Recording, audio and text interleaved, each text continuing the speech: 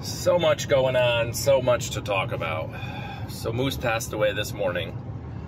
I finally, after like 3 weeks of a broken backhoe, was able to get the hydraulic line off, go all the way into town, get the hydraulic line replaced, so Moose can be properly buried in Moose's pen. Just like Giovanni has Giovanni's pen, Moose is going to have Moose's pen, and when Grayson goes, he will have his pen.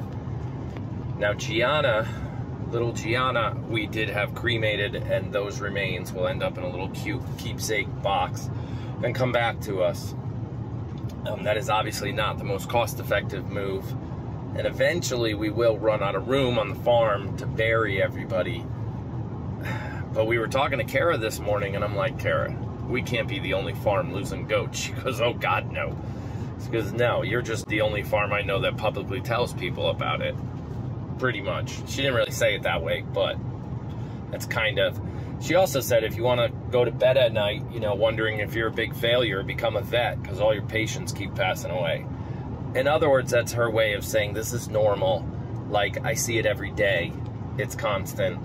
There's got to be some happy times. And she actually showed us a picture of a little baby donkey that was so sick the owner couldn't do anything. Like, it was so sick that it had to do like the whole Tufts hospital thing and go way up there and spend thousands of dollars on a maybe, right?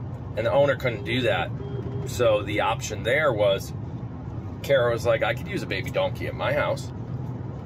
And the owner sacrificed the donkey over to Kara, and Kara and her team, 2-3 times a day, IV fluids, middle of the night, like everything they can, and the donkey is still happy donkey now, running around. She's like, I needed that. I needed, you know, not many people call the doctor when they feel good, if you know what I mean.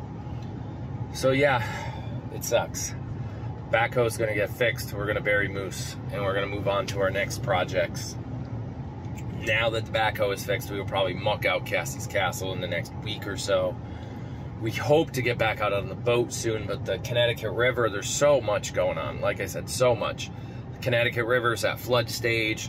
There was literally a whole dock with boats attached to it floating down the Connecticut River. Supposedly they got all the boats off before it became a huge like mess. The dock literally floated out into Long Island Sound and washed ashore in Madison, I think. The thing went from Glastonbury, which is crazy. It went like 34 miles down the Connecticut River without getting stuck, out into the Sound, and then like 15 miles over to wash on shore into another town. Like, it's crazy. So right now the boat is out of the water. I actually have a YouTube short I'm doing with that video of that boat attached to the dock. It's just, and then you've got like, for those of you that watch us in like Texas and Daniel and his family out there in, I think, Oklahoma and Arizona with these crazy high heat. So we got the monster flooding in Vermont, crazy high heat in Texas and Arizona. And I just heard today the Florida Keys broke a record where the water temperature was over 90 degrees. Like, that's never happened before. So I don't know if you believe in global warming or what, or some crazy like 100-year cycle of just ridiculous weather. I think we're in it. With last year having 0 winter, and now this year having this ridiculously hot, hazy, humid, constant summer. Who knows what's next? We just got to be prepared for it and just keep trying to do our best. Just do your best every day. I know somebody who has a channel named Do Your Best. It's Daniel's wife, DJ. Yeah, I remember.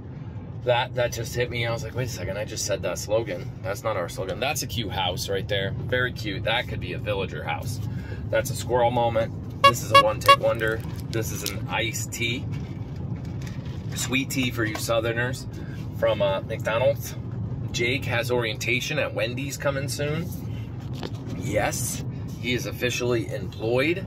We had to buy him non-slip shoes the other day, so now we gotta be his taxi until he's prepared enough to be able to drive.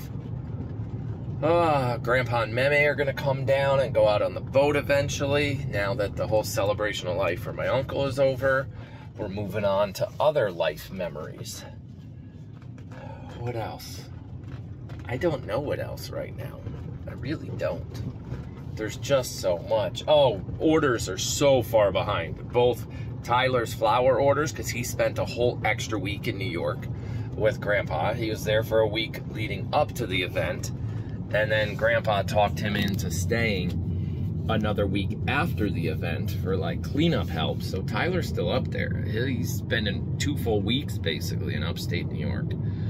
They actually had to go shopping for more clothes because he didn't bring enough, like a bathing suit and things like that.